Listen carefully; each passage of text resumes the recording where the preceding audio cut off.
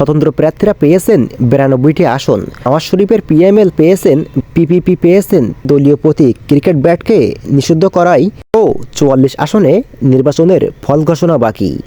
পাকিস্তানের জাতীয় পরিষদ নির্বাচনে এখন পর্যন্ত 220টি আসনে আনুষ্ঠানিক ফল ঘোষণা করা হয়েছে। এর মধ্যে সাবেক প্রধানমন্ত্রী ইমরান খান সমর্থিত পিটিআই সবচেয়ে বেশি আসন পেয়েছে। জিও টিভির তথ্য অনুযায়ী স্বতন্ত্র প্রার্থীরা পেয়েছেন 92টি আসন, যার বেশিরভাগই ইমরান খান সমর্থিত।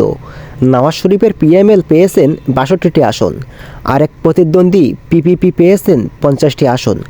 বাকি দলগুলো পেয়েছে মোট 18টি আসন। ফল ঘোষণা বাকি রয়েছে 44টি আসনে। আইনি বাধার কারণে ইমরান খানের দল পিটিআইয়ের প্রার্থীরা স্বতন্ত্র হিসাবে অংশ নিয়েছেন।